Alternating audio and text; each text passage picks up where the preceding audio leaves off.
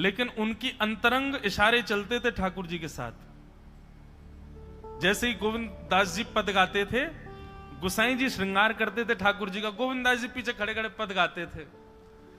तो जैसे ही गुसाई जी श्रृंगार करते करते थोड़ा श्रृंगार लेने के लिए नेक दूर जाते, ठाकुर जी ऐसे खड़े खड़े नीचे से एक मोती उठाते, मोती उठा के ये मारते टक के गोविंद दास के सिर पे। और जैसे ही गोविंद दास के सिर पे लगती, गोविंद दास कहते माने ना दारी की तो बताऊं, रुक जा।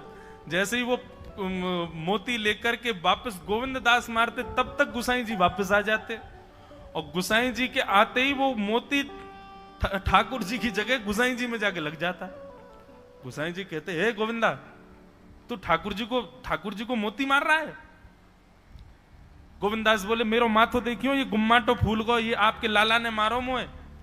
आपको लाला ऊधम मचावे वो ना दिखाई दे आपको, और मैं नेक कछु कह दूं सो मुंह पे चिल्ला रहे हो, मुंह पे बरस रहे हो, या समझा लो बहुत ऊधम मचावे ये।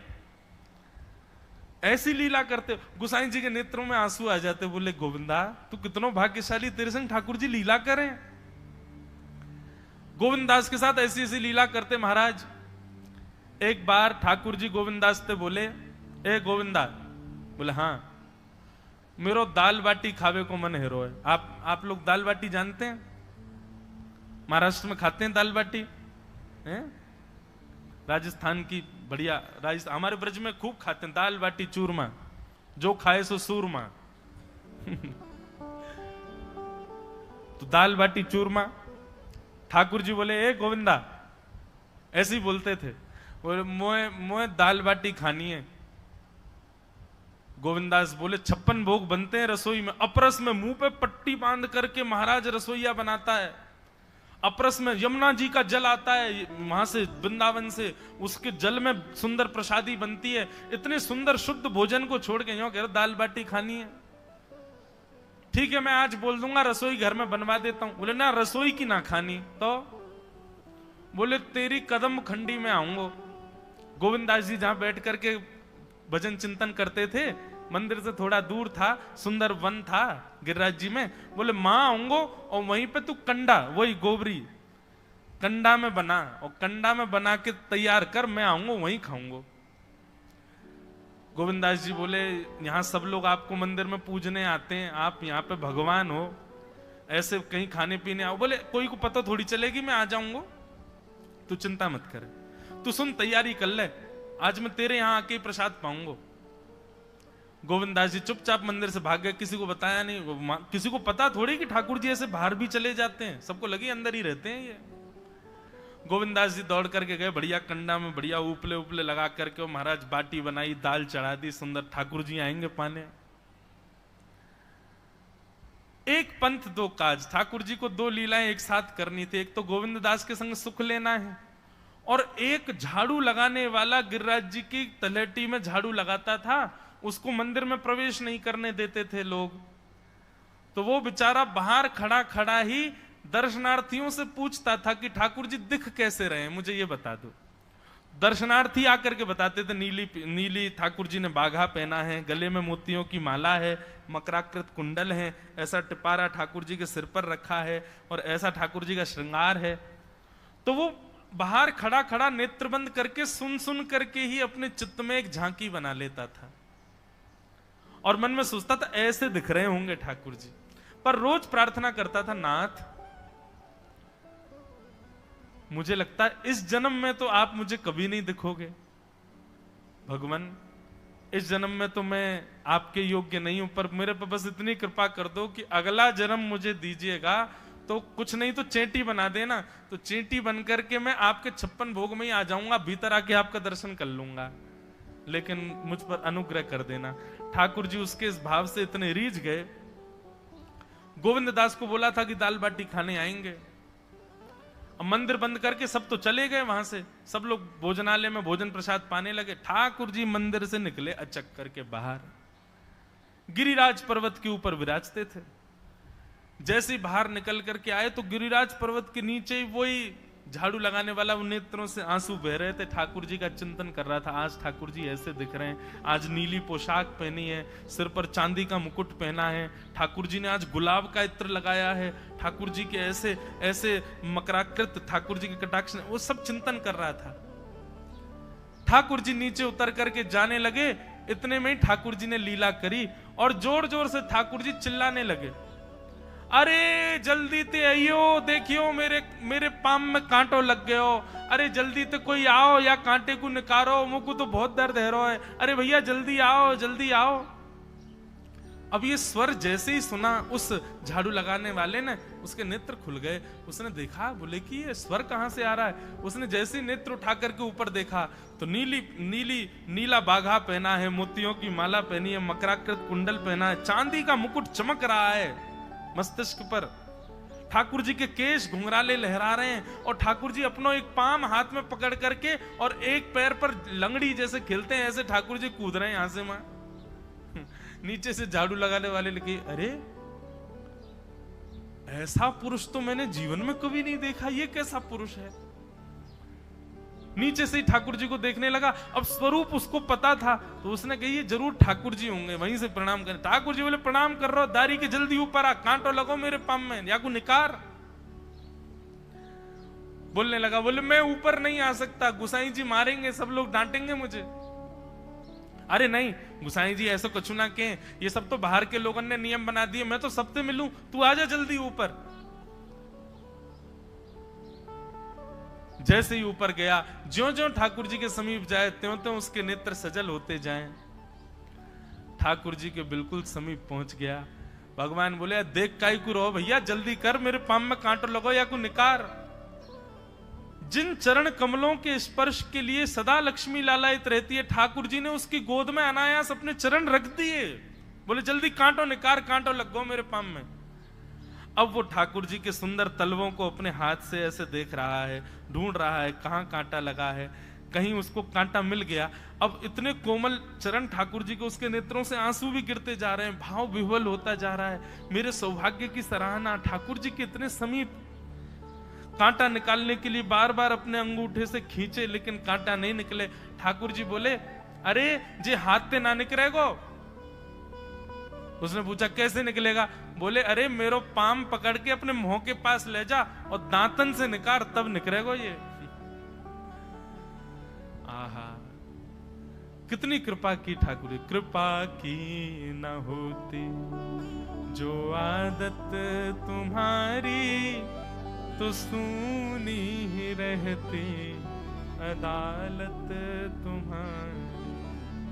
जो दीनों के दिल में जगह तुम न पाते, तो किस दिल में होती हिफाजत तुम्हारी।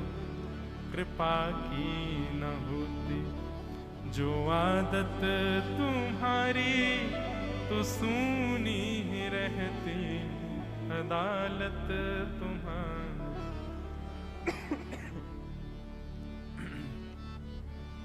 कितनी कृपा। उसने कांटा निकाला मुख से। ठाकुर जी बोले, अब चल, मुंह से चलो ना जा रहा। गोविंद दास ने अपनी कदम खंडी में दाल बाटी बनाई है, मुंह ले चल वहां पे। बोला कैसे लेके चलूं। बोले तेरे कंधान पे बैठ जाऊंगा मैं।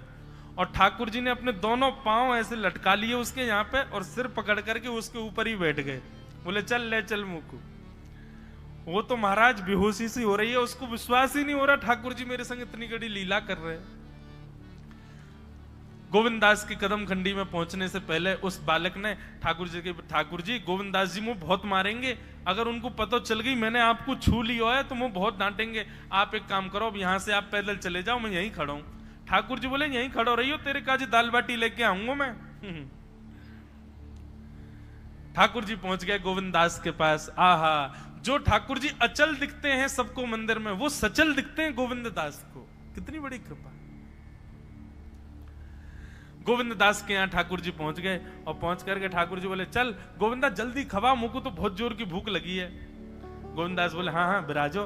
सुंदर व्यवस्था कर दी। ठाकुर जी बैठ गए और बैठ करके सामने पत्तल पर महाराज बाटी रखी, दाल रखी, चूरमा रखी, चटनी रखी। सब बढ़िया सुंदर सजा दी। अब ठाकुर जी पा रहे हैं, प्रेम से पाते जा रहे हैं, और पाते पाते बीच में कहे और ला, और जल्दी ला, जल्दी ला, भूख लग रही है मुझको। गोविंदास बोले पहले इनको तो खा लो। अरे ना है, तू जाने ना है मंदिर में मेरो भूख कैसे लगे, थाली में 2 रोटी और ये सब्जी, इनते मेरो भूख पेट थोड़ी भरे, मेरे सामने तो सबरी सामग्री धर दो, मेरो जो मन होगा मैं उठा उठा के पाते जाऊंगा। अरे गोविंदा जल्दी जल्दी लेके आ। अब गोविंद दास जी पीछे मुड़ करके बढ़िया सुंदर बाटी वाटी सेके, इतने में ठाकुर जी क्या करें, एक बाटी तो खा जाएं और दूसरी बाटी उठा के अपनी जेब में धरते जाएं। वो संग आयो वाक्य काज लेके जानी है। अब तुम्हारा ठाकुर जी खाते जाएं भरते जाएं, खाते जाएं भरते जाएं। गोविंद दास बोलो ठाकुर जी ये तो मैं मानूं कि आपकी खुराक बहुत है, पर इतनी ज्यादा है ये मुझको विश्वास नहीं है रो है। क्यों हैं 56 बाटी खा गए हो अब तक आप? अरे कोई तुक ना है, पेट है कि समुद्र है, कुआ है, कहा है आपको? ठाकुर जी बोले अच्छा दारी के ऐसे बोले, चलो जाऊंगा मैं। अरे नहीं नहीं जय जय आप तो पाओ। ठाकुर जी तो जेब में भरते जा रहे थे।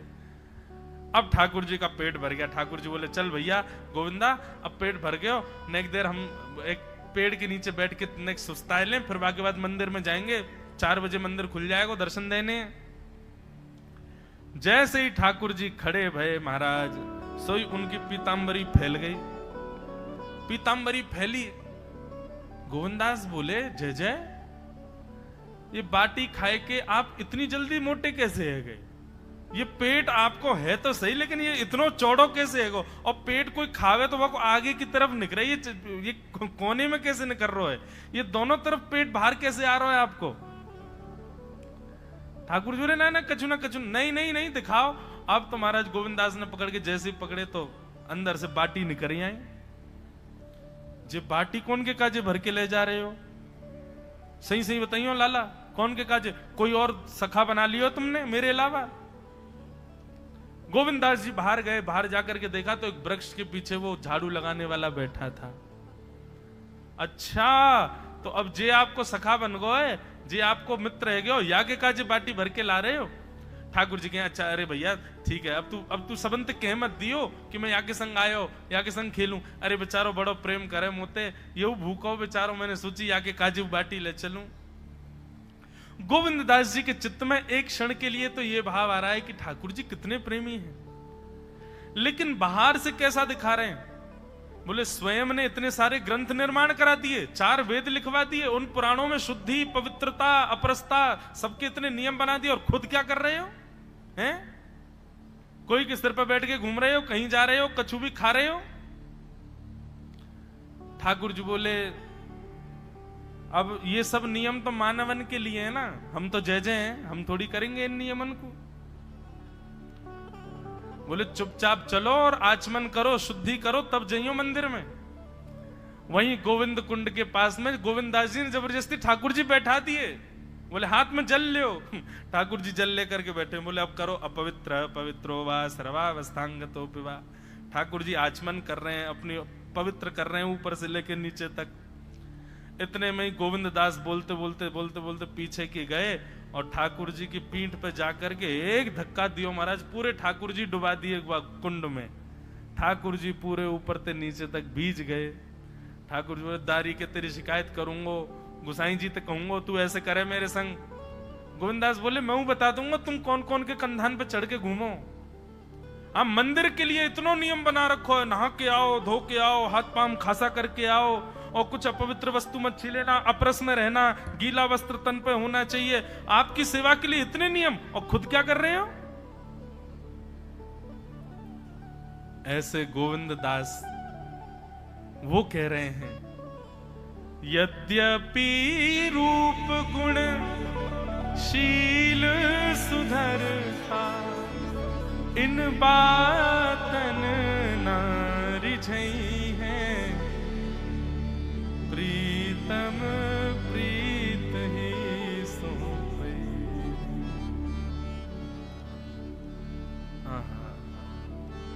प्रीत ही सोई है, प्रीतम प्रीत ही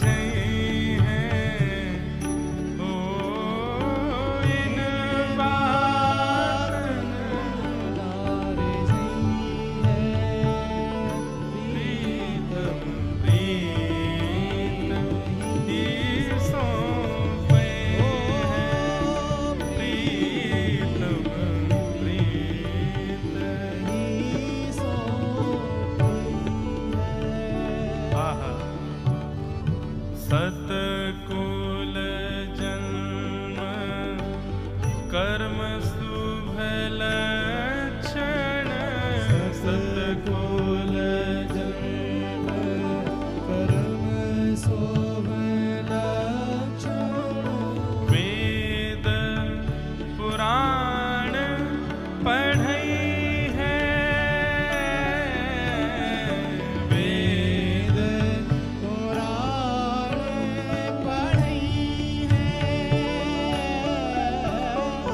गोविंद प्रभु स्नेह सुवालो गोविंद प्रभु स्नेह सवारो रसना कहाँ जो न चाहिए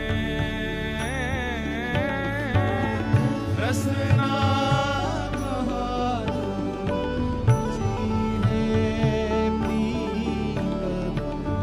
प्रीत ही सो पे है प्रीतम प्रीतम प्रीत ही सो पे है प्रीतम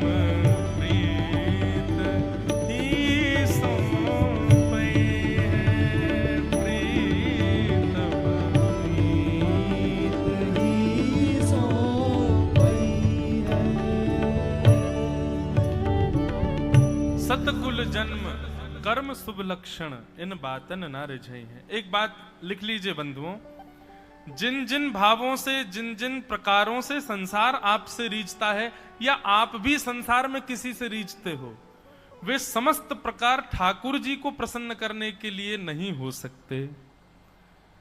आकर्षण संसार में जिसके भी प्रति जिस भाव से हो रहा है वह भाव ठाकुर जी की प्रसन्नता के लिए कभी नहीं हो सकता।